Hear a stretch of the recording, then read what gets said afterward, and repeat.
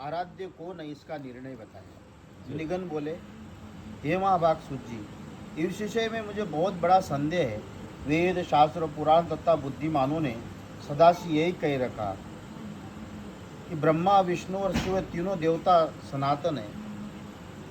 हे महामते, समस्त ब्रह्मांड में इनसे बढ़कर और कोई देवता नहीं है। ब्रह्मा जी लोगों की सृष्टि करते हैं, विष्णु उसका पालन करते हैं, रक्षा करते हैं, और शिव जी संहार करते हैं। तीनों इस विश्व की स्थिति कारण है और तीनों देवता एक मूर्ति है, तीनों स्वरूप है, तीनों क्रमशः सत्व रज तम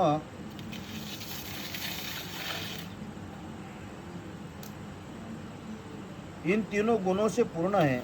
ये विष्णु भगवान श्रेष्ठ माधव पुरुषोत्तम आदिदेव जगन्नाथ सब कार्य करने में समर्थ है।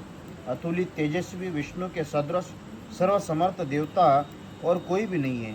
ऐसे सब के प्रभु को योग माया से कैसे सोने के लिए विवश कर रखा। उस समय विष्णु भगवान विज्ञान कहाँ चला गया, उनके जीवन की चेष्टा कहाँ लुप्त हो गई। यही रखना महामाए, इस बड़े संदेह का विषय में कृपया आप ठीक ठीक बताइए। वो कौन सी शक्ति है विषय में आप अपने बता चुके हैं। इनसे विष्णु भगवान को भी परास्त कर दिया है। वो शक्ति कहाँ उत्पन्न हुई, इतने में शक्ति कहाँ आई, उनसे कौन सी शक्ति है, शुरुआत ये सब समझाकर कहिए। सर्वेश्वर विष्णु तो वासुदेव जगतगुरु परमात्मा परमानंद सच्चिदानंद स्वरूप है, सब कुछ करने में समर्थ है, सबके रक्षक रचयिता, रजगुणहीन, सर्वव्यापी और सर्वथा सूची पवित्र है।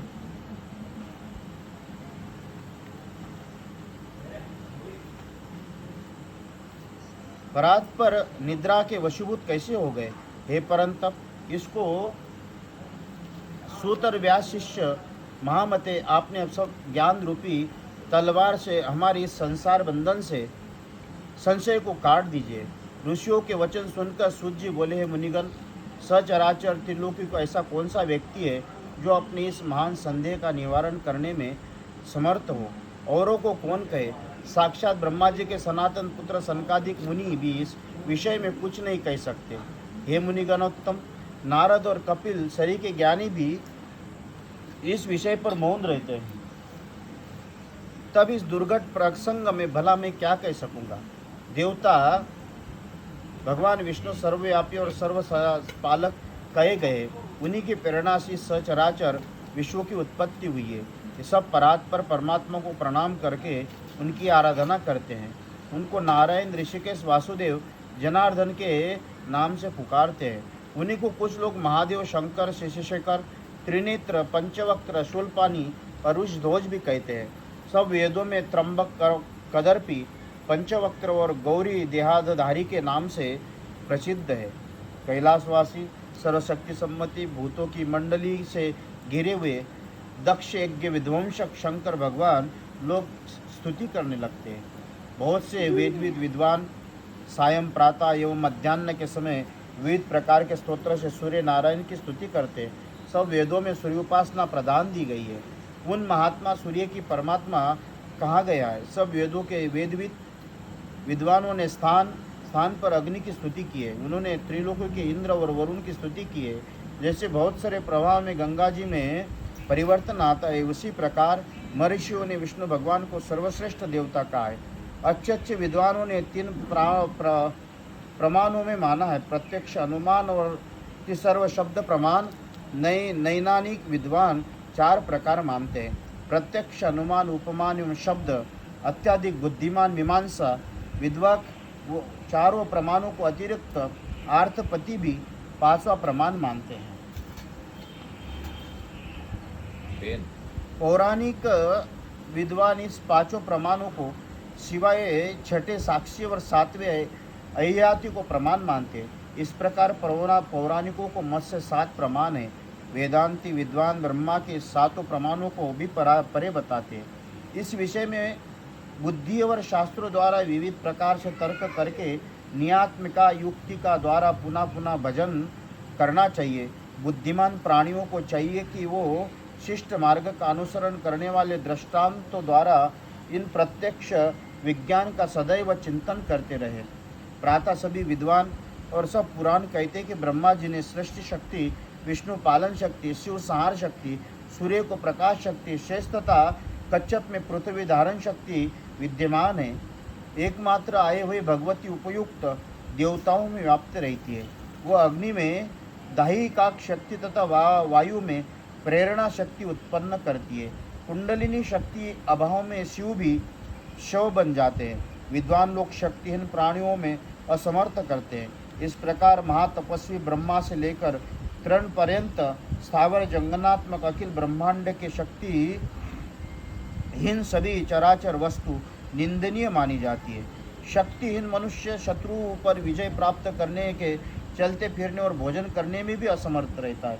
इस प्रकार वो सर्वव्यापकता शक्ति ही ब्रह्म कहलाती है। बुद्धिमान प्राणियों का कर्तव्य है कि विविध यत्नों से भी उस शक्ति की ब्रह्मांडिक उपासना करते हुए उसमें विषय में विचार करें। विष्णु भगवान के सात्विक शक्ति रहती है, उसमें अभाव के अकर्मण्य हो जाते हैं। ब्रह्मा जी राजसी शक्ति है, वो न तो सृष्टि कार्य न कर सकते। शंकर जी में तामसी शक्ति रहती है, उन्हीं के बूते पर वो संहार करते। इस बातों पर बारंबार विचार कर तर्कना करना चाहिए। शक्ति ही अखिल ब्रह्मांड की सृष्टि कहते हैं, उनका पालन करती है और वो चलती है, तब वो चराचर जगत का संहार कर देती है। विष्णु, शिव, इंद्र, ब्रह्मा, अग्नि, सूर्य, वरुण ये स्वतः ही इनके करने में समर्थ नहीं है। उस शक्ति से समन्वित होने पर अपना अपना कार्य संपन्न कर पाते हैं। अनेक कारण उस कार्य में वो शक्ति प्रत्यक्षा दिखाई देती है। विद्वानों ने उसे सगुना और निर्गुणा भेद से दो प्रकार के बतलाई है, जिसमें सगुना शक्ति की उपासना सकाम पुरुष करते हैं, निर्गुणा शक्ति की आराधना निष्काम करते हैं, और वो शक्ति अर्थ, धर्म, अर्थ, काम, मोक्ष चारों पदार्थों की स्वामिनी है। यदि उसका विधिवत पूजन किया जाए तो आराधना की सब कामनाएं पूर्ण कर देती है। माया के चक्कर में पड़कर मूढ़ बने हुए प्राणी उन शक्ति को नहीं जान पाते। बहुत सारे विज्ञ उसे जान करके भी औरों को भ्रम में डाल देते। कुछ मंदबुद्धि विद्वान अपने उदर की पूर्ति के निमित्त कली से प्रेरित होकर नाना प्रकार के पाखंड फैलाते हैं। हे महाभाग मुनि, सब कलयुग में विविध प्रकार के वेद बहिष्कृत वो भेद मूलक धर्म उत्पन्न हो जाते। अन्य युग में अनर्थ कदापि नहीं होता। विष्णु भगवान 72 वर्ष तक उग्र तप करते। इसी प्रकार ब्रह्मा जी शंकर भगवान किसी का ध्यान करते हुए तपस्या करते। अपनी नई नई इच्छा से पूर्ण करने के लिए ब्रह्मा, विष्णु, महेश तीनों सदा भांति भांति की यज्ञ करते रहते हैं। ये तीनों देवता पराशक्ति और ब्रह्म रूपिणी परमात्मिका देवी की नित्य सनातनी समझकर मनी मन नित्य उपासना करते हैं। हे मुनि सत्य, विद्वानों का यह कर्तव्य है कि दृढ़ निश्चय पूर्वक सदा शक्ति की उपासना करें। ये सब शास्त्र का दृढ़ निश्चय है। मैंने ये निश्चय कृष्ण द्वैपायन व्यास के मुख से सुना, व्यास ने नारद से सुना, नारद ने अपने पिता ब्रह्मा से सुना, ब्रह्मा जी ने साक्षात विष्णु भगवान से सुना था। और बुद्धिमान विद्वानों का यह कर्तव्य है कि और किसी की बात न सुने, न उसका मनन ही करे, वो दृढ़ निश्चय करके सदा शक्ति की उपासना करे। शक्तिहीन प्राणियों का कार्य तो प्रत्यक्ष देखे जाते, किंतु उनसे कुछ करते धरते नहीं बनता। अतः उन सर्वव्यापिनी शक्ति की ध्यान करना चाहिए। इति प्रथम स्कंदे भाषा टीकायाम अष्टमो अध्यायः। साची दरबार